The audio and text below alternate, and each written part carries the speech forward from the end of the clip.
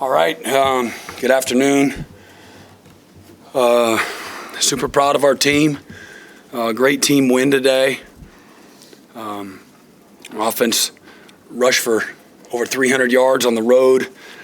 Challenged our offense and defensive lines just as a program, what we want to stand for, the DNA that we want to be known for, the identity that we want to be known for. You know, the fingerprint on the season. Team 128 has an opportunity to develop and create, and to go into an environment like this and have the ability to establish the run game early, moving people and attacking the second and third levels like we did with a variety of backs and quarterbacks. I'm really proud of our guys. Obviously, it's 49 points is the most ever by an Oklahoma team that's here in this stadium, and we weren't very good. Nobody told me this stat going into the week. I found out this after the game, but we were 1-7 in our last 8 games here in Lincoln. Y'all forgot to ask me that. So glad we got the W today. Again, offense scored on 7 of the first 10 drives.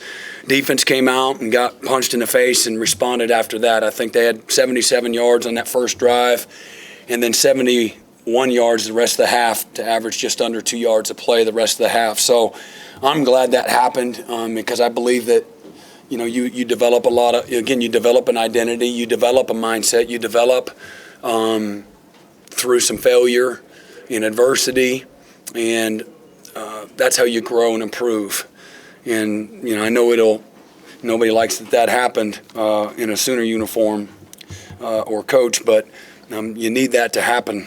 And so hats off to Nebraska, being ready out the gate, but hats off to our guys for responding the right way. And if we had an opportunity at a sack on 3rd and 4 there on their last scoring drive that we're completely scot-free if we make that play. We didn't, but if we make the play, really that first drive is really all that they were able to get. So again, proud of our guys as a team. Again, just we defended a bunch of drives, 14 drives. I think 11 were punt, turnover, or downs, and so that's again same thing. Being ready to play. I think it went on defense after the first touchdown and went punt, punt, punt, punt, downs, punt, half, fumble, punt, downs, interception, and then touchdown. And so that's, as a defensive coach, that's how you want it to read. Offense was much better on 3rd downs, really focused on 3rd downs this week where we needed to.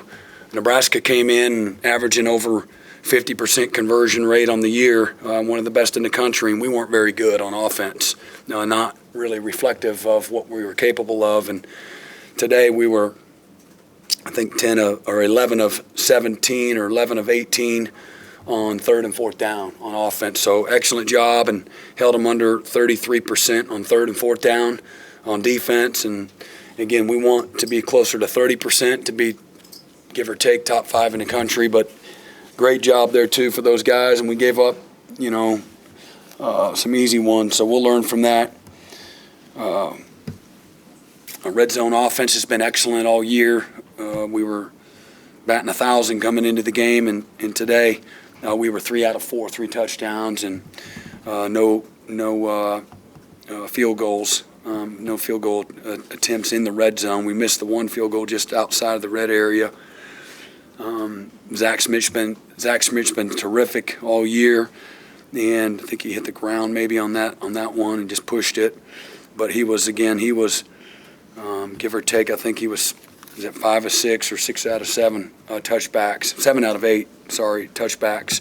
So he's been really kicking the ball well. Turk averaged almost 50 yards a punt, just 3 punts, and had the monster punt, and then we pinned him inside the 20. So again, field position-wise on special teams, our coverage units has been great, and we've been very efficient, in all 3 phases. 10 more guys caught passes today, and the depth that running back showed, and we got a bunch of guys, able to play. I think we played 70-plus players.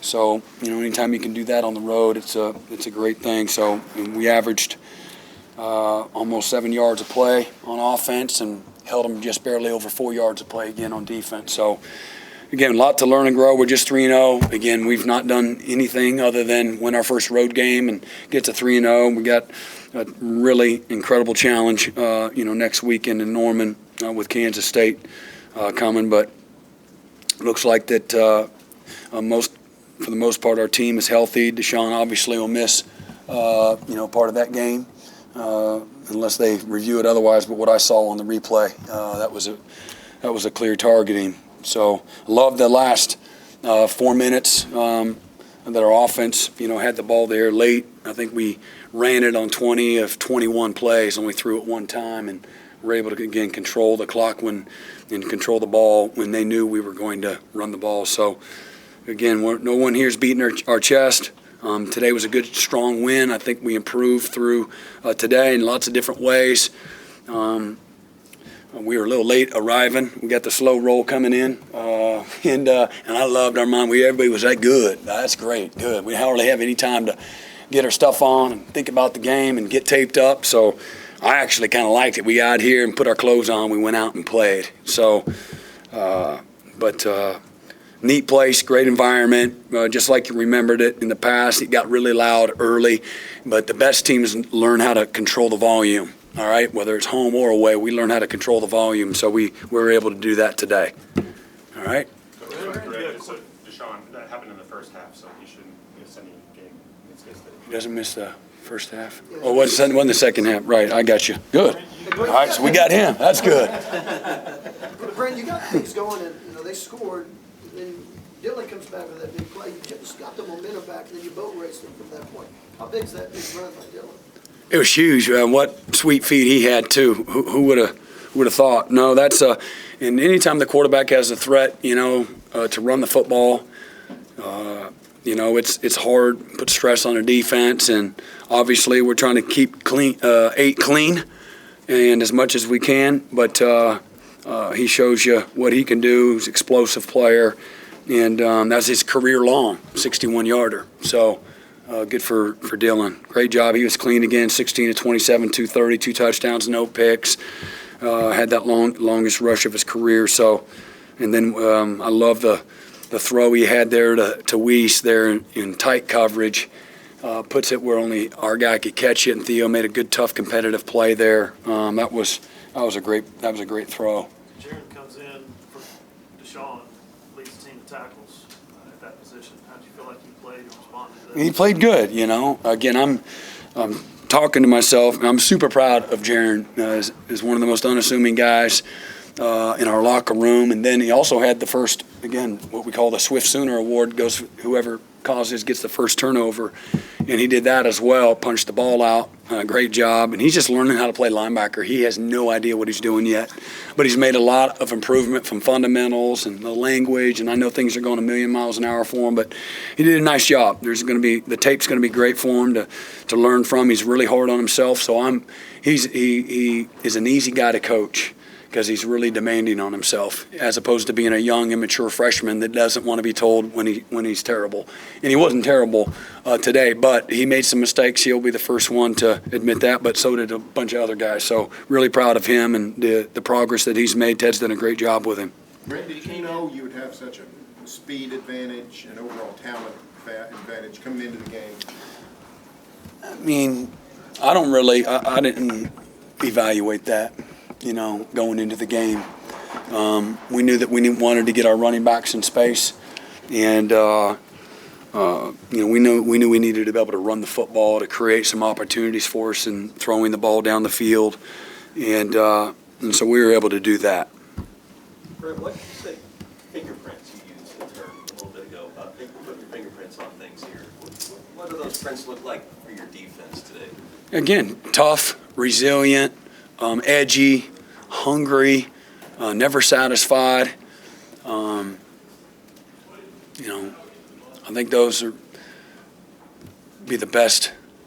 Those adjectives or not? Those adjectives. Most of them. Yes.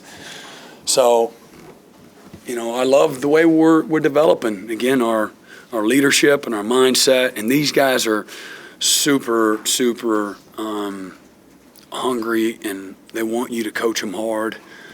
And when I say like they are literally sitting on the edge of their seat in every meeting, I can't say it any more clearly and truthful. And when we go to practice, it's the same thing. And we coach them really hard and we hold them accountable, but they receive it. And that's, we're still a long ways to go, but we're making improvement, steady improvement. And that's what it looks like. That's what it's about. And today, again, against an offense that just start schematically, what they do to you schematically. They're very unpredictable. They've got good players, and structurally they're very sound. Had the third best running back in the country, rushing yards wise, coming into today. And they might have had some yards rushing, but at the end of the day, they weren't able to have the balance that they needed, to be successful on offense. And our defense and the way they prepared, and our coaches, the way they coached them, were a big part of that as well. You mentioned the line of scrimmage, offense and defense emphasis in practice this week. Why was that? Is that different this week than previous? No, it's not different. It's just, again, continue to challenge guys and help them grow and develop and create awareness, instead of within a game, on either side, playing, inconsistent, like let's play to our potential. This is a game of performance, not a game of potential. So let's play the way we're capable of. And it starts, again, you got to win in the mind first. And you got to be edgy, and you got to get everybody to buy into that. And again, so the fundamentals, the attitude, the physicality, all of those things. And sometimes it's there early, and sometimes you got to create that and develop that. We went 24 straight days in fall camp of inside drill, spider pads or full pads. It didn't matter. And the reason we did that is you gotta practice tough to play tough. And when we're still a work in progress, but today was again improvement, and it'll lend credibility to what we're trying to emphasize and the team that we're trying to develop. What type of adjustments did you make after that first series that went down so easily? Then you immediately settled in defensively. Yeah, we're like a guy short on a couple of their formations, and we weren't perfect after that, but we were better. And so there's a slight secondary adjustment and then an alignment issue up front. We actually worked it all week. We just didn't recognize it. You still got to have players recognize it on the field and make the adjustment. I was close to calling a timeout in that first drive, and probably should have, but I kept trying to tell them anyway. But that was it. You talked about how big that run is for Dylan Gabriel. You guys were kind of struggling a little bit on third downs for the last few games. How big was that confidence-wise for the offense to get past that 3rd and 7 and get that first down? Yeah. Especially on the Well, again, the biggest thing is you're going to win early to win late, So, you got to, first and second down matter. Like they affect dramatically how you do on third down. And the best teams are efficient on early downs. And so as a team, you got to have, so some of it's structurally, some of it's decision-making, some of it's not getting out of your own way, right, or getting out of your own way. And then some of it's, play calling too. So it's a little bit of everything to be more efficient. The best teams, the hardest teams to defend are the teams that understand how to be efficient and create leverage and create conflict and move the chain, even if it's not in 10-yard increments, So that part of it was the challenge too for everyone. Let's win on early downs. Let's be a more efficient, unit on early downs. You win early to win late. And just like a press corner, man, if you don't win at the line of scrimmage, good luck. So how you start as a press corner matters, your leverage, the alignment of the receiver, or what your game plan is, how you taxi, you went outside to inside or inside to outside, and then I soft bump, I fake hand jam him, all these different things. What's in your tool belt? You got to win early to win late. And so we talk about that a lot. But we try to really go out of our way to emphasize that. It would be really important this week.